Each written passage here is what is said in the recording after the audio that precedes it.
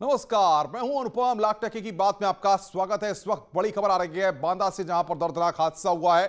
टीला धंसने से 3 मजदूरों की मौत हो गई है। मोरंग खदान का टीला धंसा है, इसकी वजह से हादसा हुआ है जिसमें 3 मजदूरों की जान चली गई है। 4 मजदूरों ने भागकर अपनी जान को बचाया है। परिजनों ने सड़क पर शव को रखकर जाम लगा दिया है।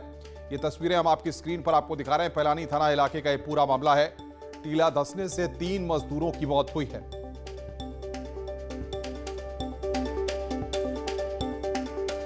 एक ऐसी दिल दहला देने वाली घटना सामने आई जहां पर 3 मजदूरों की मोरम खदान के टीले में टीला धंस जाने से दर्दनाक मौत हो गई है, जिसके बाद से परिजनों में भारी कोहराम मचा। मैं आपको दिखाना चाहूँगा पैलाई थाना क्षेत्र की वही मोरम खदान है। आप देख सकते हैं कितने किलोमीटर दूरी तक यहाँ पर जाम लगा हुआ। परिजनों में भारी आक्रोश है और यहाँ पर 3 लोगों की जिंदगी जा चुकी है। फिलहाल यहाँ जिला प्रशासन की बात को, जिला प्रशासन पूर्ण रूप से लापरवाह बना है और यहाँ पे जबरदस्त तरीके से नदियों से अवैध खनन के से आए दिन ऐसी घटनाएं सामने आती हैं, लेकिन फिर भी जिला प्रशासन पूर्ण रूप से लापरवाह बना हुआ है। हमारे यहाँ से 3 लोगों की मौत हुई है उसमें, और जो खदान में टीला था और टीला धंस गया है।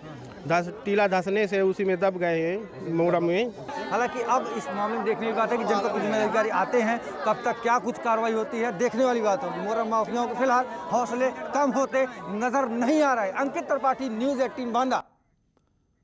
प्रधानमंत्री नरेंद्र मोदी को आज एक और बड़ा सम्मान दिया गया है। एनुअल इंटरनेशनल एनर्जी कॉन्फ्रेंस में पीएम मोदी को सेरावी ग्लोबल एनर्जी और एनवायरमेंटल लीडरशिप अवार्ड दिया गया। 1 से 5 मार्च तक हुए इस कार्यक्रम को पीएम मोदी ने संबोधित भी किया। उन्होंने कहा कि मैं इस पुरस्कार को अपने देश के लोगों को समर्पित करता हूं। मैं इस पुरस्कार को हमारी भूमि की गौरवशाली परंपरा के लिए समर्पित करता हूं, जिसने पर्यावरण की देखभाल के लिए रास्ता दिखाया है। आप किसी भी भाषा में भारतीय साहित्य को पढ़ लीजिए, आपको पता चलेगा कि लोगों का प्रकृति के साथ गहरा संबंध रहा है। इसके साथ ही पीएम ने कहा कि महात्मा गांधी के रूप में हमारे पास अब तक के सबसे महान एनवायरमेंट चैंपियन हैं।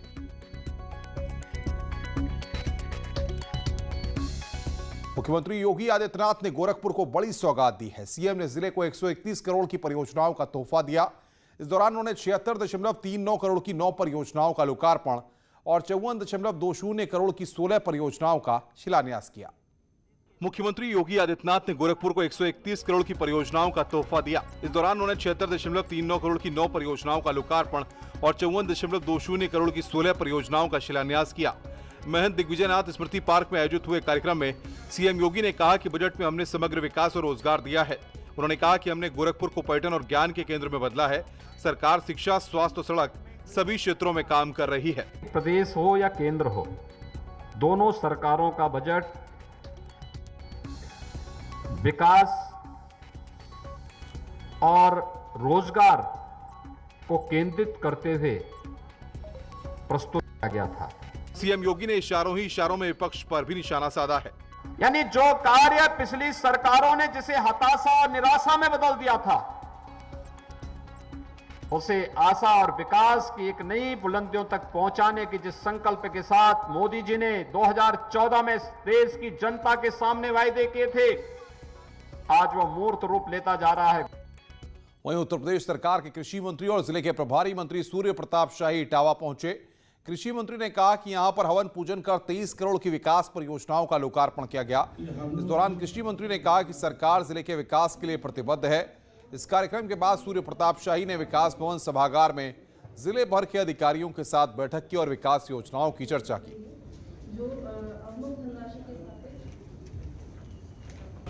और लगभग 23 करोड़ रुपए की 10 के करीब परियोजनाओं का लोकार्पण किया गया है।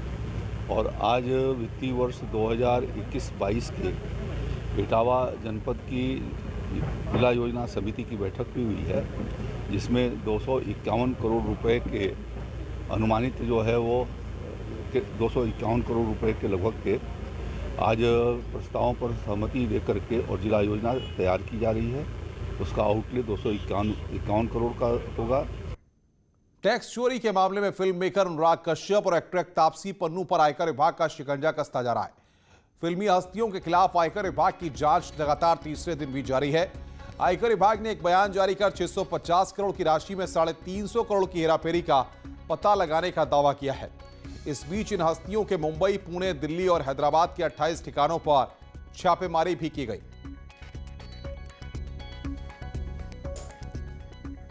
बॉलीवुड अभिनेता सुशांत सिंह राजपूत की मौत से जुड़े ड्रग्स केस में नारकोटिक्स कंट्रोल ब्यूरो ने चार्जशीट दाखिल कर दी है।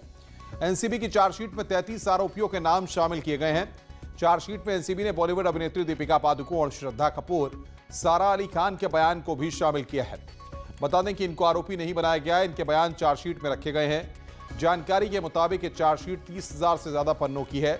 इस मामले में अब तक सुशांत की नजदीकी रही अभिनेत्री सहित और उसके भाई और नौकर मैनेजर ड्रग्स पेडलर सहित अब तक 33 से ज्यादा लोगों को गिरफ्तार किया गया।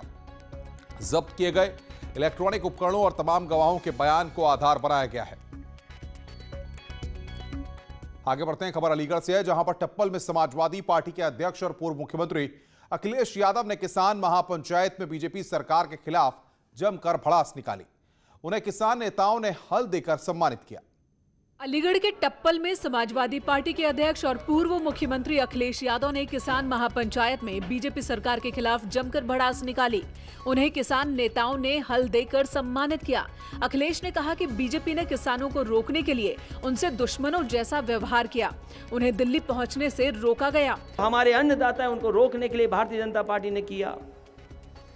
वो दिल्ली केवल अपनी बात रखने जाना चाहते थे, लेकिन हमारे किसानों को दिल्ली में घुसने नहीं दिया, अपमानित किया।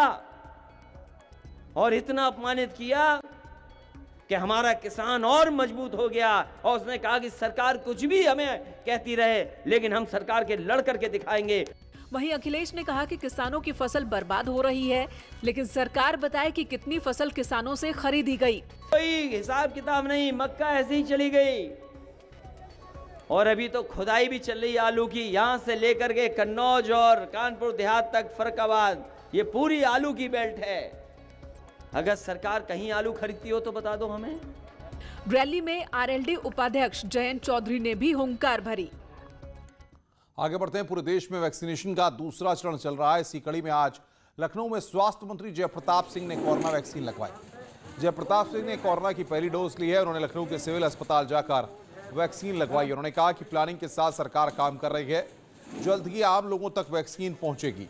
उन्होंने कहा कि कोविड प्रबंधन को लेकर WHO भी योगी सरकार की तारीफ कर चुका है। अनुभव हम लोग को मिला ही है, क्योंकि जिस तरह से व्यवस्था उत्तर प्रदेश में थी और आज भी जो भी हमारे डॉक्टर्स के माध्यम से, डॉक्टर्स और पैरामेडिकल स्टाफ के माध्यम से, इन लोग के लगातार 24 घंटा काम करने से और संसाधन की कोई कमी हमारे मुख्यमंत्री के द्वारा न होने देने का, सारे उपकरण, सारा प्रबंधन, integrated control and command centre की व्यवस्था, ये सारी चीज़ लेके सभी प्रशासनिक अमला, हमारा पूरा हेल्थ का। वहीं उत्तराखंड की गवर्नर बेबी रानी मौर्य ने दून अस्पताल में कोरोना की वैक्सीन लगवाई। राज्यपाल के परिवार के सदस्यों ने भी कोरोना की वैक्सीन लगवाई है। और मैं ये कहना चाहूँगी कि आज मेरी पहली डोज लगी है और अच्छा लग रहा है मुझे, कोई परेशानी नहीं है। इसके साथ मैं ये भी कहना चाहूँगी कि जिसकी बारी आए उसको अपने नंबर से ये ज़रूर जो हमारी वैक्सीन लग रही है एंटी कोविड, इसको लगवाना चाहिए। वहीं शामली में एक ही परिवार के 3 युवक कोरोना पॉजिटिव मिले हैं, जिनको स्वास्थ्य विभाग ने होम क्वारंटाइन कर दिया था। लेकिन ये तीनों शख्स बिना परमिशन के माता वैष्णो के दर्शन को चले गए हैं। इसके सूचना मिलते ही स्वास्थ्य विभाग में हड़कंप मच गया है। अब तीनों को तुरंत वापस आने के आदेश दिए गए हैं। फिलहाल CSC प्रभारी ने तीनों कोरोना पॉजिटिव के खिलाफ कोविड-19 उल्लंघन का मुकदमा दर्ज कर दिया है।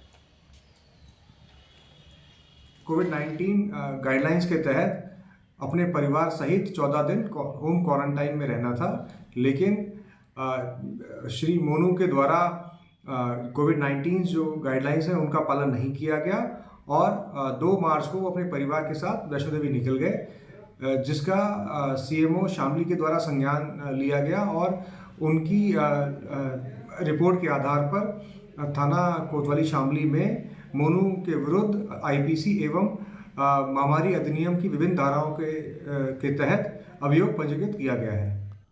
आगे बढ़ते हैं, हरिद्वार महाकुंभ मेले में अखाड़ों की पेशवाई का दौर लगातार जारी है। निरंजनी, जूना और अग्नि अखाड़े के बाद आनंद अखाड़े की पेशवाई निकाली गई है। इस पेशवाई में भी बड़ी संख्या में मौजूद नागा संत मुख्य आकर्षण का केंद्र रहे हैं। इस दौरान अखाड़ा परिषद के अध्यक्ष नरेंद्र गिरी महाराज ने कहा है कि आनंद अखाड़ा निरंजनी अखाड़े का छोटा भाई है और कुंभ मेले की सभी गतिविधियों में निरंजनी अखाड़े के साथ ही रहेगा।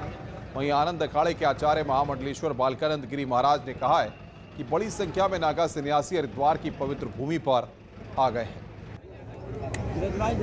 पेशवाई है जो निरंजनी अखाड़े का छोटा भाई कहा जाता है।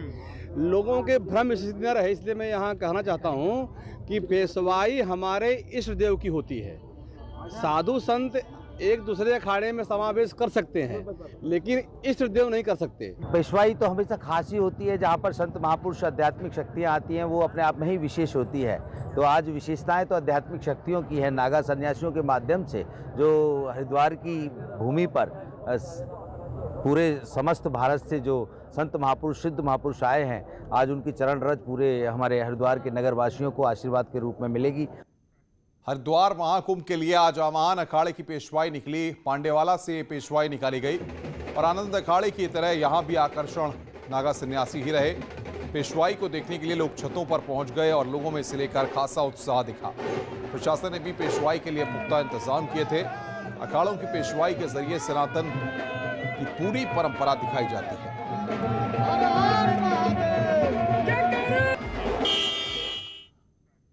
आगे बढ़ते हैं। पूर्व सांसद धनंजय सिंह भेजे गए हैं नैनी सेंट्रल जेल। 14 दिन की जुडिशियल कस्टडी में जेल भेजा गया है।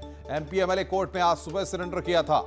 अजीत सिंह हत्याकांड में नाम सामने आया था। गिरफ्तारी के लिए 50 आपको बता दें कि 25,000 रुपए का इनाम घोषित किया गया था। 1 अप्रैल को अब मामले की अगली सुनवाई होगी।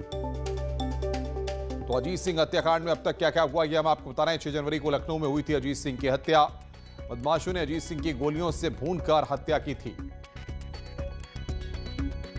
बीएसपी के विधायक हत्याकांड में गवाह था अजीत सिंह।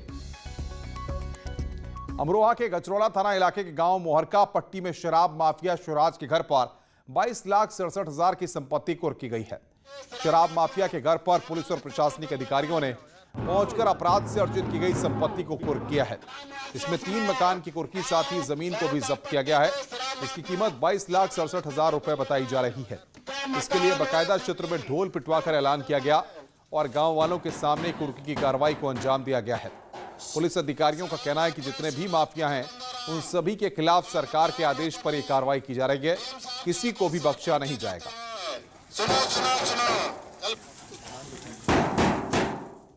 खबरें और भी हैं, फिलहाल रुकना एक ब्रेक के लिए। ब्रेक के बाद जल्द हाजिर होते हैं।